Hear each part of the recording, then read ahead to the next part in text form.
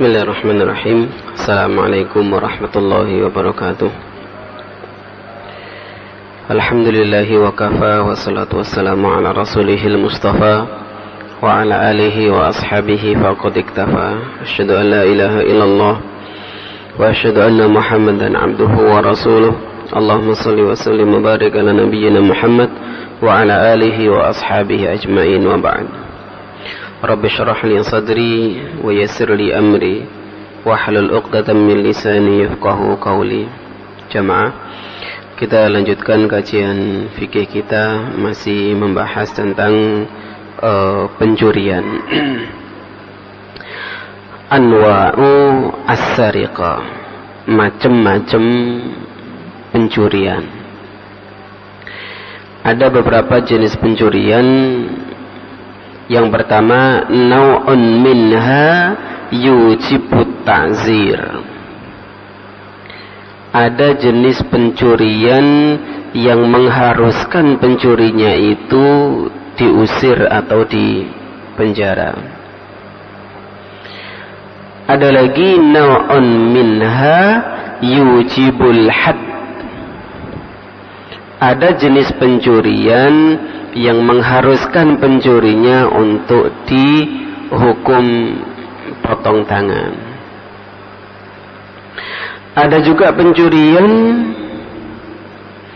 yang Rasulullah SAW tidak menghukumnya, bukan diusir, bukan dipotong tangannya, tapi disuruh mengganti 2 kali lipat dari barang yang dicuri. Umpamane nyolong rambutan sak keranjang, kon balekno rong keranjang, ya. Wasariqatul lati tujibut ta'zir. Adapun pencurian yang mengharuskan pencurinya kena hukuman ta'zir, hukuman penjara atau diusir, itu hiya sariqah allati lam tatawaffar fiha syurutu iqamatil haddi.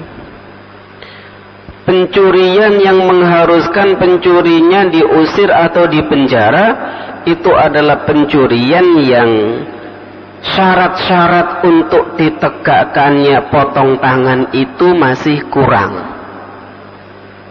Jadi kan ada syaratnya. Seorang pencuri untuk harus dipotong tangannya itu enggak semua pencuri, ya, tapi ono kriteria syarat yang harus ada. Waqad qadar Rasulullah sallallahu alaihi wasallam fi mudha'afatil azm ala man sariqa ma la qat'a fihi. Ya. Rasulullah pernah, seperti tadi saya sampaikan, pernah memutuskan suatu kasus pencurian dengan mewajibkan pencurinya itu mengganti 2 kali lipat dari yang dicuri, dan la qat'a fihi, dan tidak dipotong tangannya. Siapa yang diputuskan itu? Qadha bidzalika fi sariqati thimari al-mu'allaqah. Rasulullah memutuskan itu pada kasus seorang pencuri yang mencuri buah yang masih menggantung di pohonnya. Ini wayahe duren, misalnya, terus ono sing nyolong durian, nyolong telu yang ganti mudha'af, ganti 6, tapi tidak dipotong tangannya. Ya, sekarang kan lagi rame ini, ono nyolong bibit apa Pak? Coklat. Ya, di penjara ibu siapa itu yang dari Jawa Tengah. Ada yang semongko, ya mlebu penjara, ya. Pisang juga masuk penjara. Wa sariq asyah minal marta. Kasus yang kedua yang diputuskan Rasulullah untuk mengganti 2 kali lipatnya itu adalah yang pertama tadi, mencuri buah yang masih menggantung di di mana di pohonnya. Dan yang kedua, seorang pencuri yang mencuri kambing di tempat penggembalaan. Di no sawah ngono, wedhuse diculne nang sawah terus dicolong wong. Ya, Rasulullah memutuskan untuk diganti 2 kali lipatnya. Fi suratil ula asqatal qad'a an sarikis simar. Pada kasus yang pertama, kenapa kok pencuri itu tidak dipotong tangannya? Ya. Wa hakama anna man asaba syai'an minhu bi famihi wa huwa muhtajun ilaihi fala syai'a alaihi. Karena memang yang dicuri tidak banyak. Ya, tidak banyak. Wa man kharaja minhu bi syai'in fa alaihi gharamatun mislaihi wal uqubah. Wa man saraqa minhu syai'an min jarina fa alaihi al qata' idza balaghat qimatul masruq an-nisab.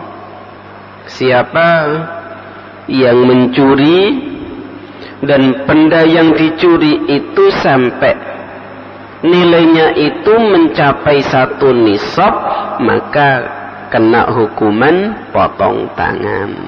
Ya, nisabnya apa? Rata-rata kalau nisabnya barang itu adalah senilai 85 gram emas. Ya. Kalau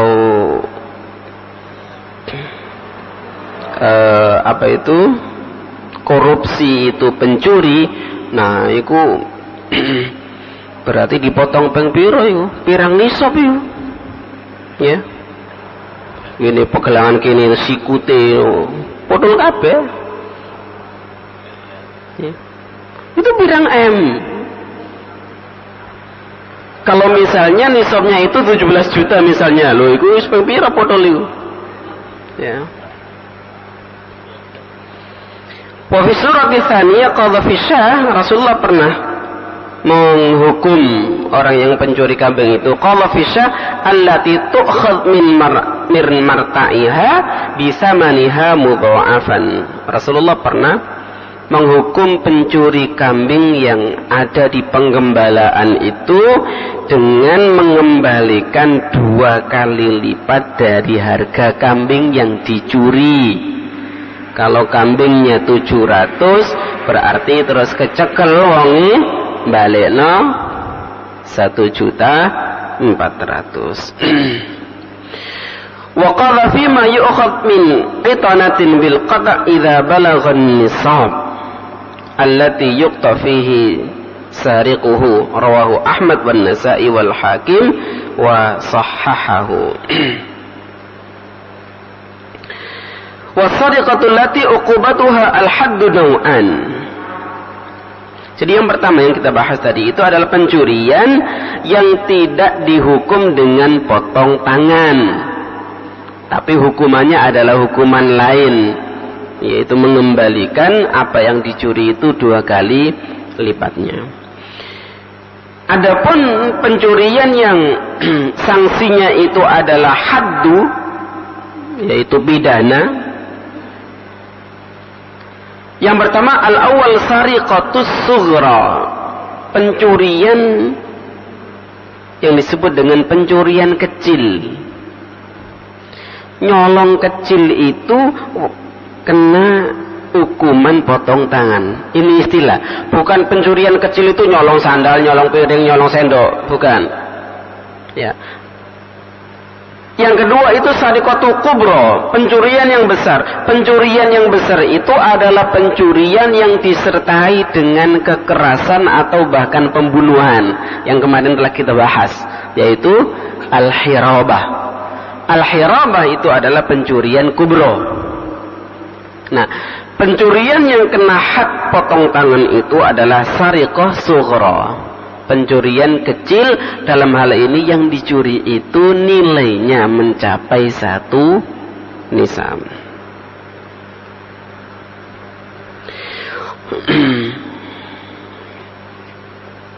Ta'rifu as-sariqah, apa sih pencurian itu? Definisinya pencurian itu apa? Karena nanti mengambil barang tidak dengan sembunyi-sembunyi itu sudah dikatakan pencurian. Ya. Jadi as-sariqah hiya akhdhu syai'i fi khufyatin.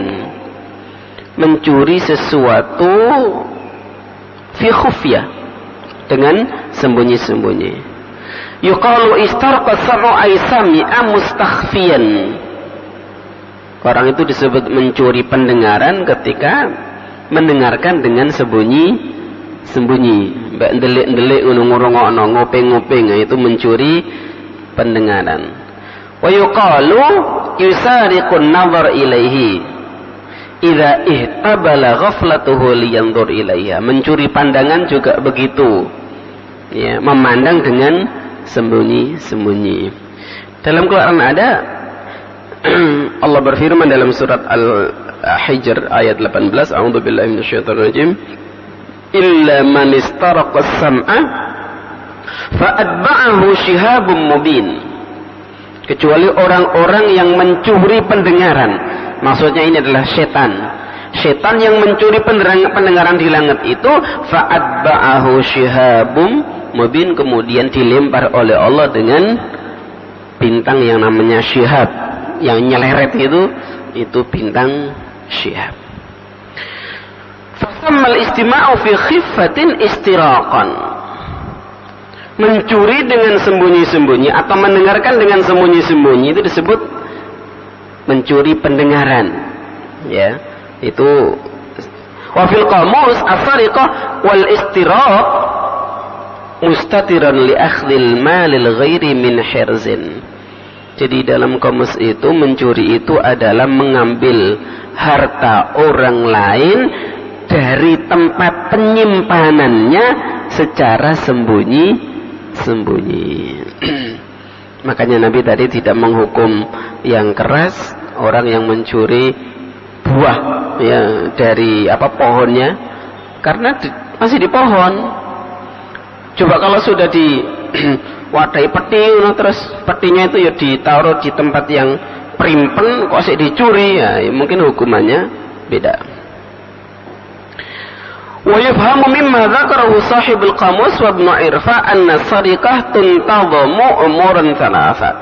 Jadi definisi pencurian itu mengandung tiga hal ini. Yang pertama, akhdhu malil ghair, mengambil harta orang lain. Kalau nek awake dhewe ya gak maling. Ya, misalnya gelut karo bojone terus minggat kawani karo bojone, marang ngono mulai ya njupuk sepedahe dhewe. Sepeda dhewe yo ngenteni bojone turu lagi mlebu njupuk sepeda. Lewat di karo bojone. Ya gak maling sepeda dhewe kok ya.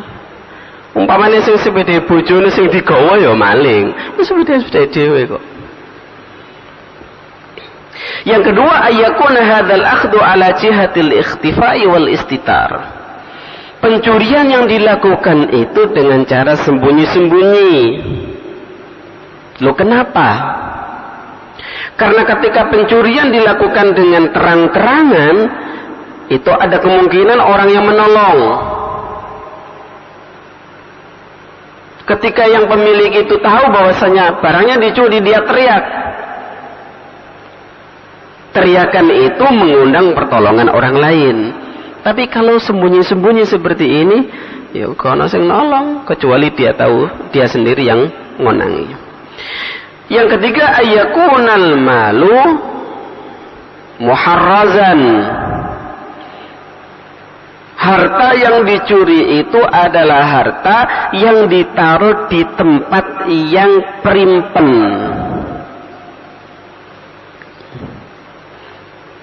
Falau lam yakun al-malu mamlukan lil ghair aw kana al-akhdhu mujahiran aw kana al-malu ghairu muharraz fa inna as-sariqah al-mujibu li haddil qat'i la tatahaqqaq. Jadi kalau ayakun al-malu muharrazan itu hartanya memang disimpan di suatu tempat. Jadi kalau hartanya itu misalnya ngundo semangka, terus didelep pojokane sawah digelundung-gelundungno ditutupi terpal ngono wae, terus dicolong wong, itu bukan termasuk pencurian yang mengharuskan pencurinya kena potong tangan. Kenapa? Karena tempat barang yang dicuri itu bukan muharrazan, no sawai. Ya.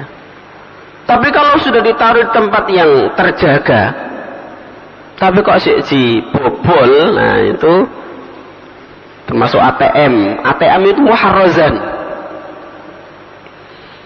Berarti kalau ada yang membobol ATM dengan IT atau apapun namanya, berarti itu adalah pencurian. Ya, berupa barang milik orang lain sudah ditaruh di bank, ya, kok dibobol lewat ATM, nah, berarti itu adalah pencurian. Al-mukhtalis wal muntahib wal kha'in ghaira as-sariq. Seorang pencopet, seorang perampas, seorang yang berkhianat itu tidak bisa disebut sebagai pencuri. Meskipun nanti ada perdebatan ulama bahwasanya orang yang dititipi barang dan ngaku gak dititipi, ya, itu ada yang mengatakan itu adalah pencurian, ada yang mengatakan tidak. Jadi misalnya sampean titip sepeda, aku tak lungo sepedaku tak titip gini. Ketika pulang diambil ngaku lu, aku gak nerima. Kapan sampe nitipno sepeda lagi ini? Lho kuwi iki kae. Endi wong kono buktine ya. Itu kan khianat. Nah, khianat itu apakah termasuk pencurian atau tidak? Itu nanti ada perbedaan ulama. Walihada la yu'tabaru al-kha'in walal muntahib walal mukhtalis sariqan wala yajibu ala wahid minhum al-qata. Karena itu pencopet, perampas, dan orang yang berkhianat itu tidak bisa dikatakan pencuri yang mengharuskan pencurinya itu, pelakunya itu dihukum potong. Ya. Jadi ada hukumannya sendiri, bukan potong. Wa in wajabat ta'zir fa an Jabir radhiyallahu anhu anna Nabiy sallallahu alaihi wasallam qala laisa ala kha'inin wala muntahibin wala mukhtalisin qat'un. Tidak ada hukuman potong bagi orang yang berkhianat,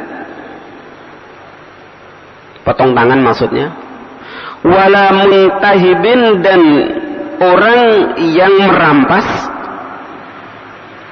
wala mukhtalisin, dan orang yang mencopet. Jadi pencopet, perampas, orang yang berkhianat itu tidak bisa dikatakan pencuri yang harus dipotong tangannya itu. Ya pencuri sih pencuri, tapi hukumannya bukan potong tangan. Ya, pencopet itu banyak.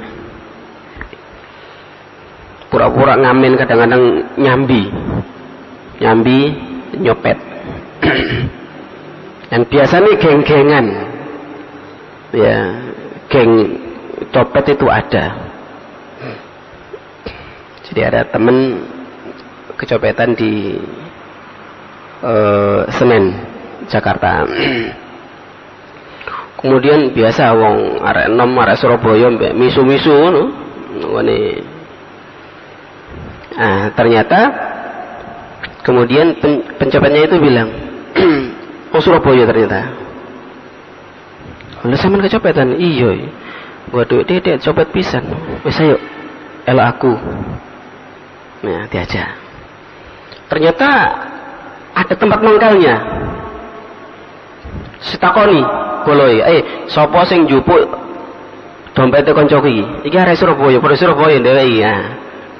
Ngaku ya. Terus ana sing ngaku, "Oh kita. Pinter ta iki dompetmu?" "Iya, iku dompetku iku." Nah, dikekno seneng ta ya.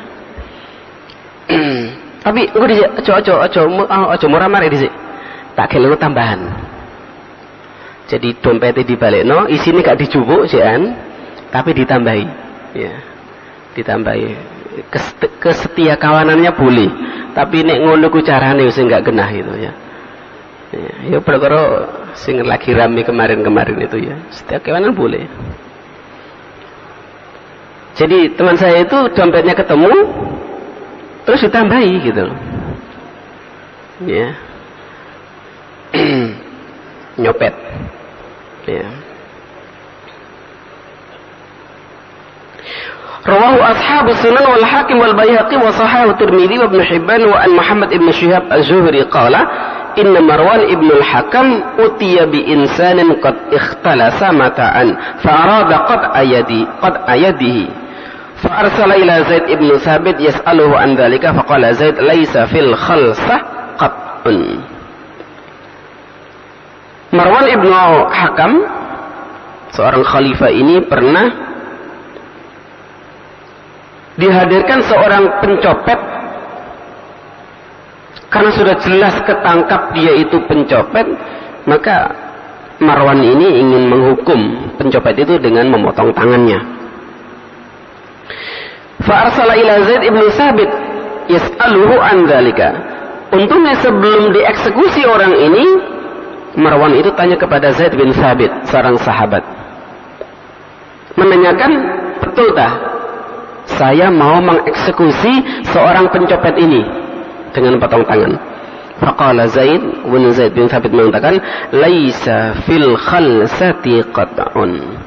Tidak ada hukuman potong tangan bagi seorang pencopet. Ya. Ya, hukumannya dewi, bukan pencopet. Jadi hukumannya itu hukuman sendiri. Bukan berarti kemudian pencopet itu dosanya gak patek gede, enggak. Ya. Dosanya juga besar. Banyak orang yang ke pasar mestinya belanja tapi mulai nangis itu banyak gara-gara pencopet.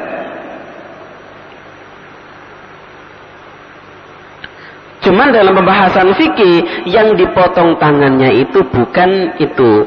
Yang dipotong tangannya itu adalah orang yang mencuri barang dengan sembunyi-sembunyi, barang itu di dalam tempat yang tersembunyi atau tersimpan atau terjaga.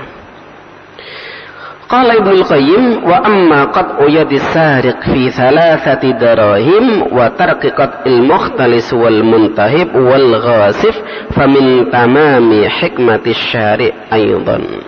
Kata Ibnu Qayyim bahwasanya ada orang yang dipotong gara-gara mencuri 3 dirham.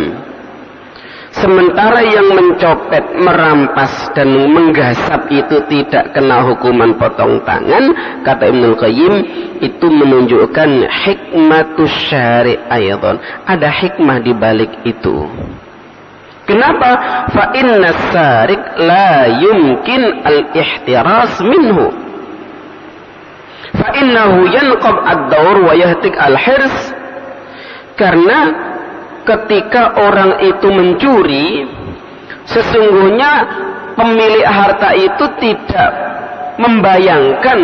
pernah membayangkan kalau hartanya itu terambil oleh orang lain. Ya wis digembok, ya wis dikunci, tapi ternyata gembok itu di geraji misalnya, atau ada yang lewat bawahnya pondasi.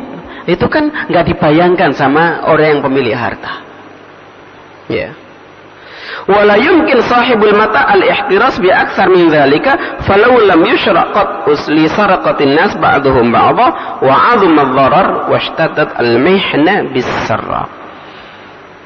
Kalau itu dibiarkan, orang gergaji gembok dibiarkan, bongkar bawahnya pondasi dibiarkan, wah semakin merajalela pencurian itu.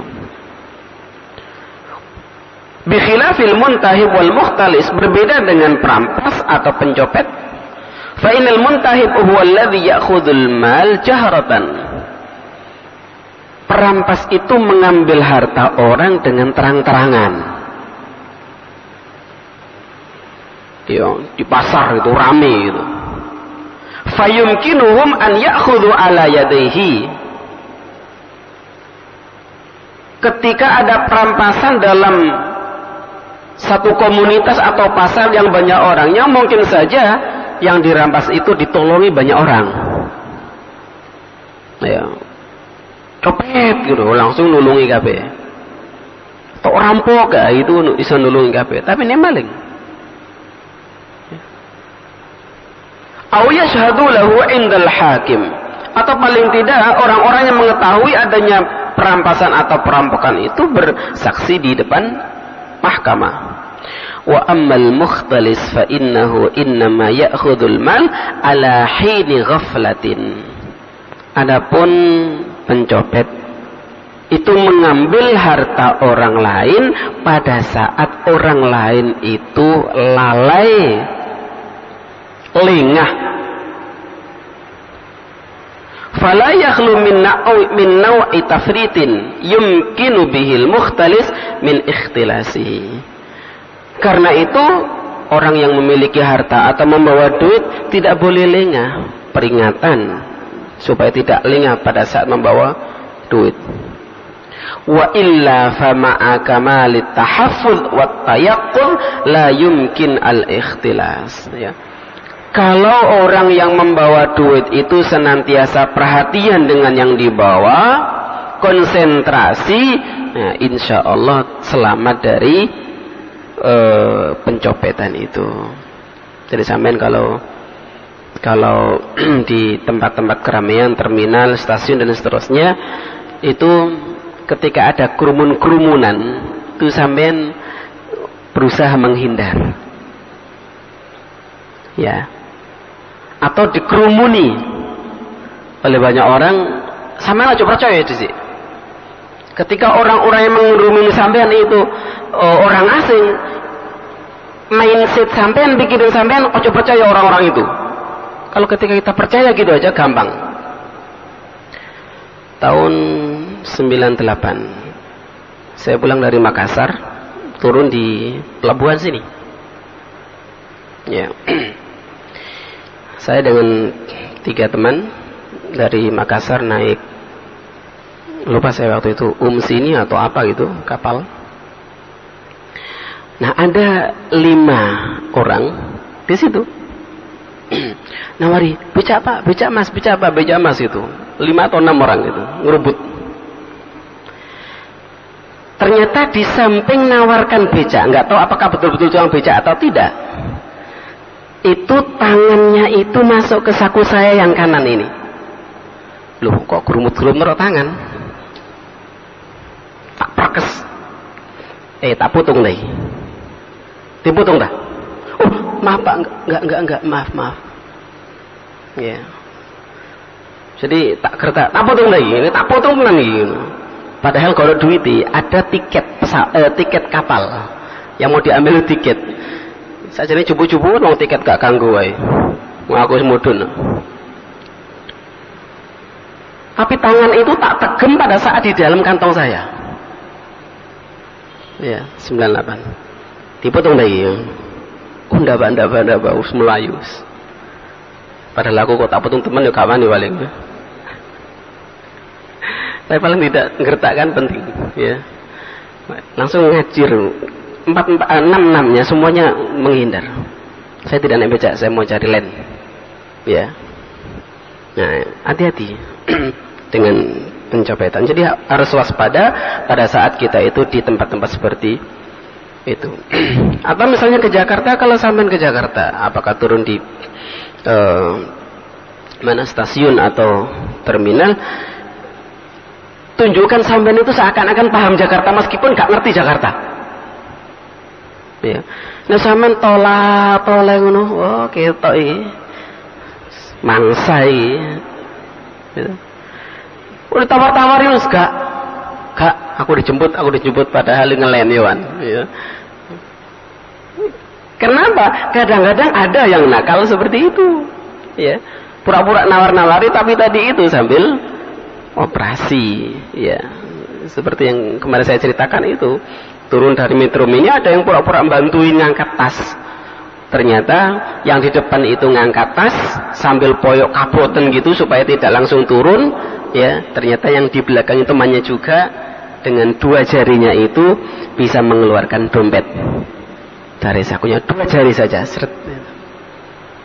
Ya, itu supaya kita tidak mengalami hal yang itu. Wa amal ghasif fal amru minhu zahir. Adapun gasab, fahuwa aula bi adamil qat'i minal muntahib, maka gasab itu ya jelas ya, tidak perlu ada hukuman hukuman potong tangan. Wong perampas saja tidak dihukum potong tangan, apalagi kalau gasab. Ya, nggasap sandale jamaah itu menggasap.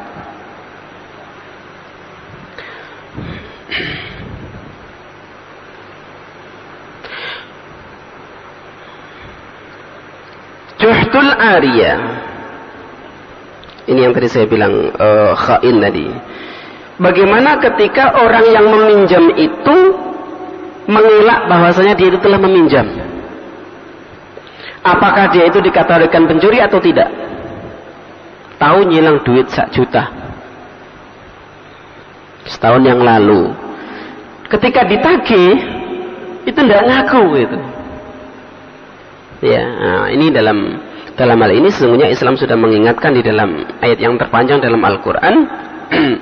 Ya, kalau kita itu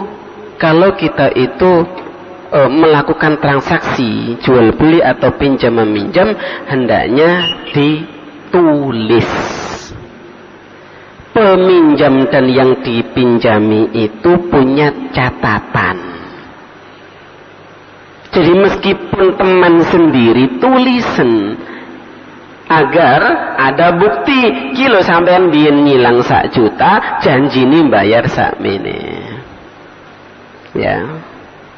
Kalau ada tulisan, ada bukti, insya Allah orang yang hutang dan mengelak ngaku nggak hutang itu tidak ada. Ya, kecuali memang hobi ini menghutang untuk tidak membayar. Tapi ini panjang pembahasannya. Kalau ada yang ditanyakan adalah waktu 5 menit. Silakan. Ada.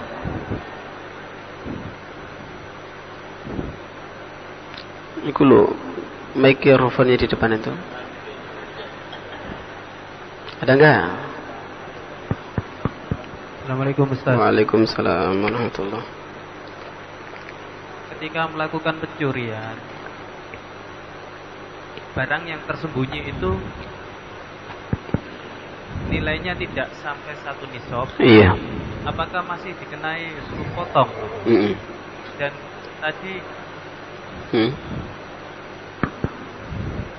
Dan tadi ada hikmah dibalik pencurian dengan pencopetan itu. Apakah ada penjelasan yang lain antara ini sepertinya timpang gitu loh. Makanya ada hikmah gitu. Nah, terima kasih Ustaz. Iya. Baik.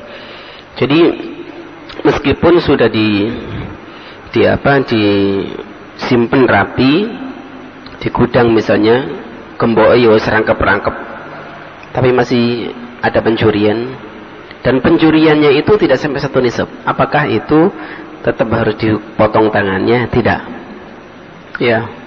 Jadi syaratnya itu adalah 1 nisab menurut jumhur ulama. Nah, tapi mungkin seorang hakim itu bisa memutuskan lain, dalam arti begini.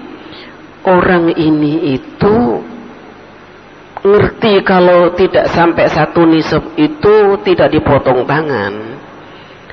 Mulane nek nyolong iku gak tahu sampai 1 nisab. tapi menjadi profesi nyolong itu. Nah, kalau seperti itu ya tidak ada salahnya kalau kemudian diterapkan hukum potong tangan. Ya, jadi seorang hakim itu punya kewenangan untuk memutuskan. Ini bolak-balik nyolong ini, meskipun yang dicolong tidak sampai 1 nisab, tapi seakan-akan menjadi suatu kebiasaan dia, dipotong aja, meskipun yang dicuri tidak 1 nisab. Oke. Nah, apa hikmah dibalik tadi itu? Kalau perampasan, kemudian pencopetan tidak dikenakan potong tangan, kenapa kok mencuri dipotong tangan? Memang ada perbedaannya. Tadi kalau perampasan, merampas ya, merampas itu pertama kalau memang sampai ada ancaman atau bahkan pembunuhan, itu bukan hanya potong tangan hukumannya, tapi masuk dalam kategori yang kemarin kita bahas, apa? Hirabah. Jadi hukumannya lebih berat daripada hukuman pencurian. Bukan berarti perampasan itu lebih ringan daripada pencurian, hukumannya tidak. Kalau perampasan itu disertai dengan ancaman atau bahkan pembunuhan, maka hukumannya lebih berat daripada pencurian. Kemarin apa saja hukumannya? Dibunuh, ya, dipotong tangan dan kakinya, diusir, ya, dan seterusnya. Au yunfau minal ardi itu kan lebih berat daripada dipotong tangannya, ya. Nah, jadi yang diklasifikasikan masuk pencurian itu, ya, yang dipotong tangannya adalah yang dicuri memang banyak. Kemudian harta yang dicuri itu harta yang memang sudah disimpan, ya, oleh orangnya dan dicuri secara sembunyi-sembunyi. Kalau orang itu mencuri dengan terang-terangan,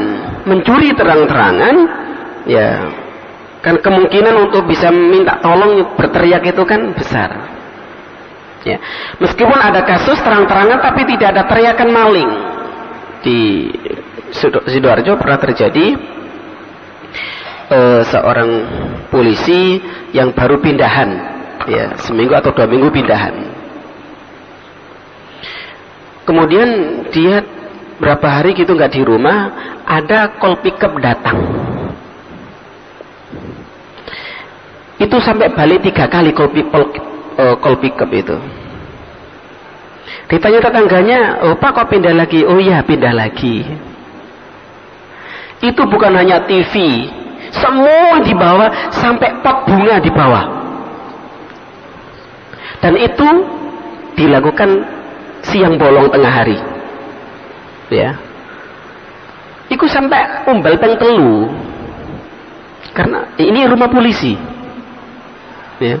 Ini kan kurang ajar ya.